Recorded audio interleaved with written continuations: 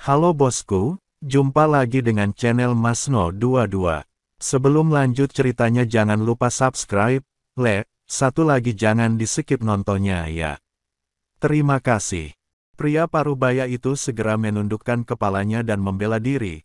Penyihir, kedua manusia ini menerobos masuk ke istana iblis hitamku dan membunuh orang-orang kami. Aku hanya ingin memberi mereka pelajaran. Memberi mereka pelajaran. Wanita itu mencibir, kalau aku tidak datang tepat waktu, apa kau akan membunuh mereka? Begitu saja, dahi Jenderal Setan Hitam dipenuhi keringat dingin dan dia tidak berani mengatakan apapun lagi. Wanita itu mengabaikannya dan berbalik menatap Chen Ping dan Humazi, lah menatap mereka sejenak, lalu akhirnya berhenti pada Humazi. Kamu bilang ini dulunya wilayah keluarga Humu. Humazi memegangi dadanya dan menggertakkan giginya, lalu berkata, benar sekali. Gunung Jiupan dulunya adalah tempat tinggal kaumku selama beberapa generasi. Sejak kapan gunung ini menjadi wilayah kekuasaan klan iblismu? Wanita itu sedikit mengernyit, seolah sedang berpikir, lalu sesaat kemudian dia menggelengkan kepala dan berkata, Istana Setan Hitamku telah menempati tempat ini selama ratusan tahun, dan aku belum pernah mendengar tentang keluarga. Jika ini benar-benar tanah leluhurmu, mengapa orang-orangmu tidak ada di sini? Mendengar ini, Humazi mengerutkan kening dan berkata, mungkinkah klanku sudah hancur? Humazi telah pergi ke surga ke-6, dan telah bereinkarnasi berkali-kali sejak saat itu, dan ribuan tahun telah berlalu. Dia tidak tahu apa yang terjadi pada sukunya. Sekarang mendengar apa yang dikatakan wanita ini, tampaknya bangsanya telah dihancurkan sejak lama. Di alam surgawi ini, sebuah sekte atau keluarga bisa hancur dalam sekejap. Lagi pula, dalam masyarakat di mana yang kuat memangsa yang lemah, cepat atau lambat yang lemah akan dimangsa. Wanita itu terkejut, lalu mengerti dan berkata, mungkin. Pria parubaya itu tak kuasa menahan diri untuk menyela dan berkata, penyihir, Gunung Jiupan awalnya adalah tanah tak bertuan. Mereka hanya mencari alasan untuk memprovokasi klan iblisku. Apa kau pikir ini wilayah mereka hanya karena mereka mengarang alasan sembarangan? Diam, teriak wanita itu dingin, dan pria parubaya itu tiba-tiba terdiam. Dia menatap Humazi dan berkata dengan nada yang lebih lembut, namaku Yuyue, dan aku penyihir dari Istana Iblis Hitam. Jika apa yang kau katakan benar, aku bisa mengirim seseorang untuk memverifikasinya. Tapi sebelum itu, kau telah memasuki wilayah iblisku dan membunuh orang-orangku, jadi kau harus memberikan penjelasan. Humazi hendak membalas, tetapi Chen Ping melangkah maju dan berkata dengan tenang, kami tidak membunuh orang tanpa alasan. Orang-orang mulah yang berbicara kasar lebih dulu dan bahkan ingin merenggut nyawa kami. Kami hanya membela diri. Yuyue mengalihkan pandangannya ke Chen Ping, pandangan aneh terpancar di matanya. Dan siapakah kamu? Tanyanya. Chen Ping, kata Chen Ping dengan tenang. Yuyue mengangguk pelan dan hendak bertanya lagi, tetapi pria parubaya itu tak kuasa menahan diri dan berkata, dengan marah, penyihir, kenapa repot-repot bicara dengan mereka? Kedua orang ini jelas-jelas ada di sini untuk memprovokasi kita, kenapa tidak tangkap saja mereka dan jadikan contoh? Chen Ping meliriknya dan tiba-tiba tersenyum, sepertinya pelajaran barusan tidak cukup. Sebelum dia selesai berbicara, sosoknya tiba-tiba menghilang.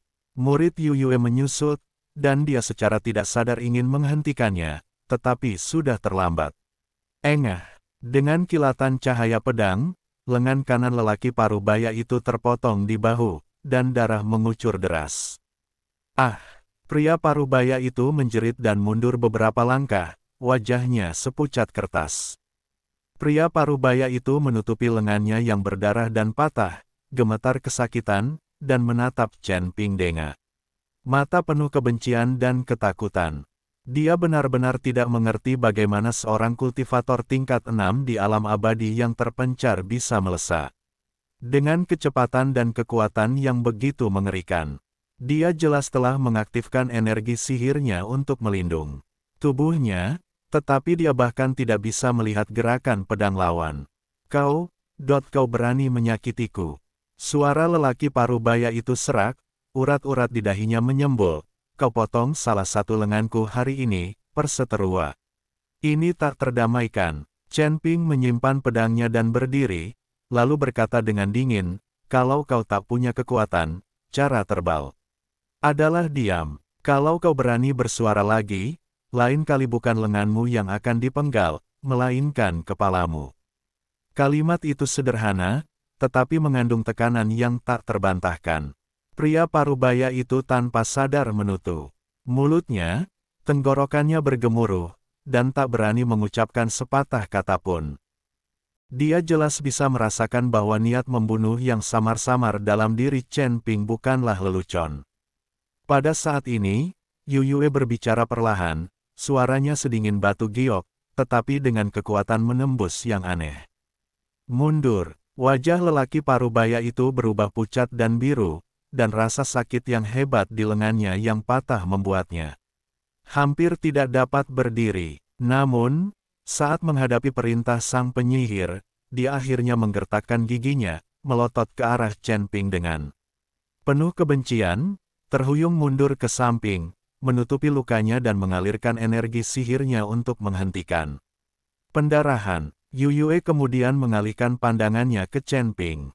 Matanya berwarna ungu tua, seolah mengandung langit berbintang yang tak berujung. Ada rasa ingin tahu dan kesungguhan di matanya saat ia menatap Chen Ping. Ketika Chen Ping bergerak tadi, bahkan dia tidak bisa melihat gerakannya dengan jelas. Dia hanya melihat kilatan cahaya, keemasan, dan lengan pria parubaya itu jatuh ke tanah. Tahukah kamu, lelaki parubaya itu telah mencapai alam abadi duniawi tingkat kedua, dan dianggap sebagai petarung terhebat bahkan di Istana Kejahatan Hitam. Kau baru berada di tingkat ke-6 alam abadi Sanxian, tapi kau punya kekuatan tempur yang luar biasa. Aku agak terkejut. Yu Yue sedikit membuka bibir merahnya, dan nadanya tak bisa menunjukkan apakah ia senang atau marah. Biasa saja, aku belum mengerahkan seluruh kekuatanku, kata Chen Ping dengan rendah hati. Namun di mata Yu Yue, kerendahan hati ini hanyalah sebuah pamer. Hu Mazi menyaksikan dari samping dengan takjub.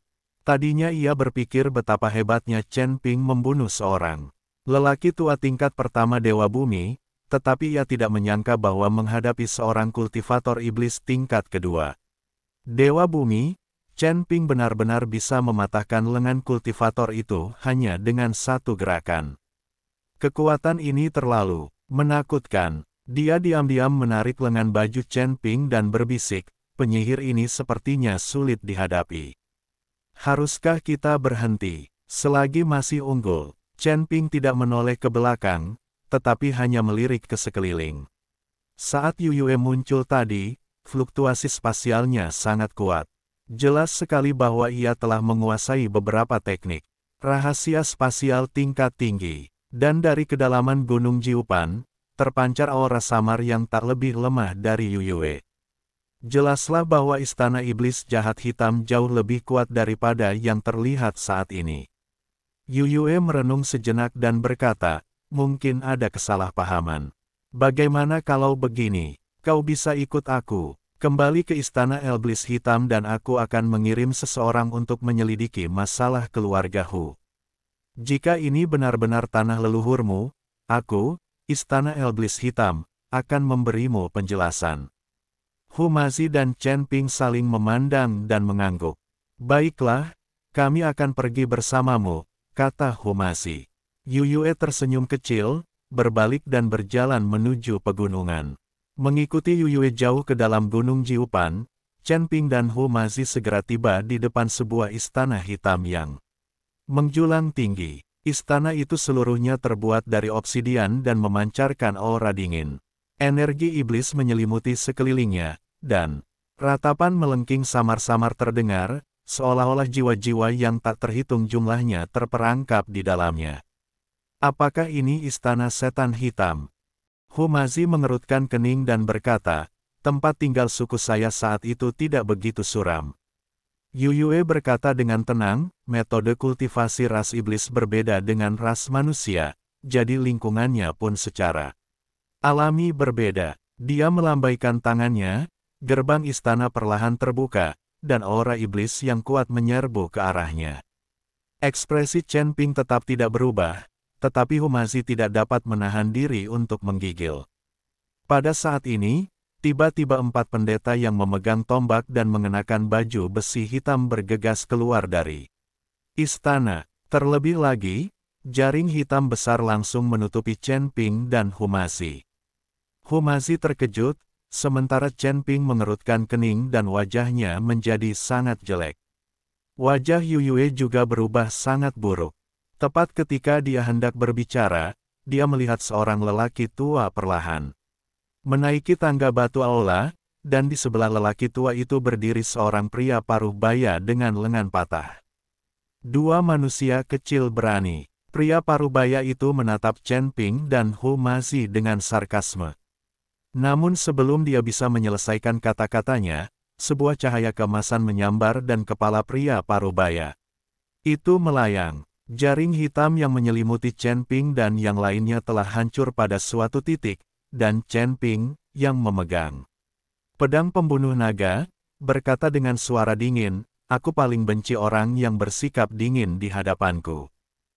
Orang tua itu menyaksikan kepala pria paruh baya itu menggelinding ke tanah, darah panas muncrat ke jubah hitamnya. Dan bau darah yang menyengat langsung memenuhi udara.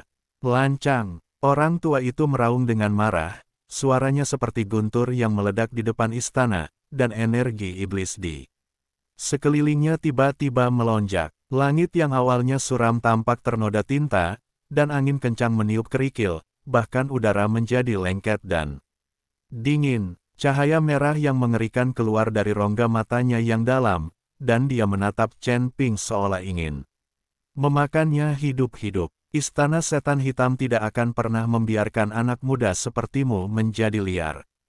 Pria tua itu memegang tongkat tulang berwarna hijau tua di tangannya, dengan kristal merah darah yang berdenyut di atasnya. Tangkap orang gila ini dan potong-potong dia.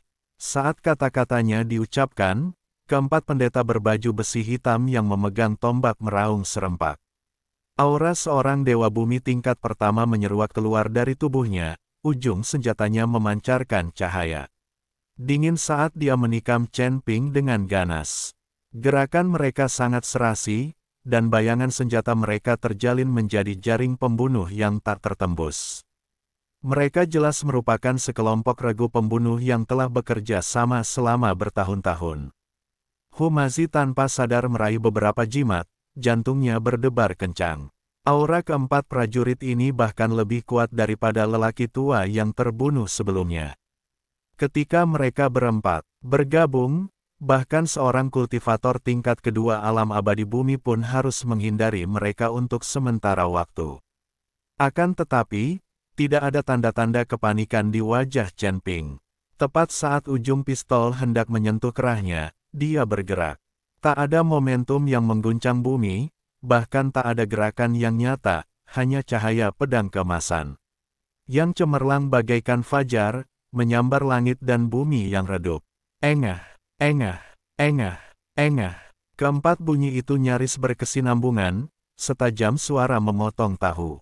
Humazi bahkan tidak bisa melihat bagaimana Chen Ping menghunus pedangnya, ia hanya melihat kilatan cahaya keemasan di depan matanya. Detik berikutnya, kepala keempat pendeta berbaju besi hitam itu jatuh ke tanah bagaikan buah masak, dan darah menyembur keluar dari dada mereka bagaikan 4 air mancur, mewarnai anak tangga batu giok putih di depan istana. Menjadi merah, 4 mayat tanpa kepala bergoyang dan jatuh ke tanah dengan suara keras. Tombak di tangan mereka mengeluarkan suara berdenting, yang sangat keras di tengah alun-alun yang sunyi. Waktu seakan berhenti pada saat ini. Tangan lelaki tua yang memegang tongkat tulang itu membeku di udara, kemarahan di wajahnya berubah menjadi keheranan yang tak dapat dipercaya. Keempat prajurit itu adalah orang-orang kepercayaannya yang telah mengikutinya dalam pertempuran selama bertahun tahun. Kekuatan mereka telah mencapai kesempurnaan dan mereka mampu menghadapi musuh bahkan di tingkat kedua. Alam abadi bumi. Tapi sekarang, mereka mati tanpa menyentuh ujung pakaian lawan mereka. Dia bahkan tidak melihat dengan jelas dari arah mana pedang Chen Ping datang. Chen Ping perlahan menyimpan pedangnya, dan noda darah di pedang pembunuh naga langsung menghilang kembali ke penampilannya yang kuno dan tanpa hiasan. Dia mengangkat matanya untuk menatap lelaki tua itu, tatapannya setenang kolam dingin tanpa dasar, dan tidak ada emosi dalam suaranya. Saya sangat marah. 4 kata sederhana ini membuat lelaki tua itu merasa kedinginan, seolah-olah ia sedang ditatap oleh ular berbisa. Sejak aku menginjakkan kaki di Gunung Jiupan, selalu saja ada orang yang mencoba mencari masalah denganku.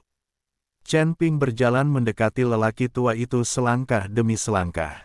Setiap kali melangkah, tanah bergetar pelan, dan tekanan tak terlihat menyebar seperti air pasang. Aku baru saja memotong lengannya sebagai peringatan. Aku akan membunuhnya sekarang karena dia tidak belajar dari kesalahannya. Dia berhenti, hanya berjarak 10 langkah dari lelaki tua itu, dan pandangannya tertuju pada wajah keriput lelaki tua itu. Kamu punya 2 pilihan sekarang, berdiri diam, atau kepala berikutnya akan menjadi milikmu.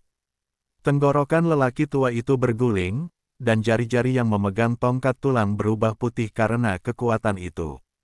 Dia telah hidup selama hampir 1000 tahun. Badai dan ombak macam apa yang belum pernah dia lihat. Namun saya belum pernah merasakan ketakutan seperti sekarang. Tatapan mata Chen Ping begitu tenang seolah-olah ia sedang menyatakan fakta yang sudah pasti. Niat membunuh yang tersembunyi di balik ketenangan ini jauh lebih mengerikan daripada raungan histeris apapun.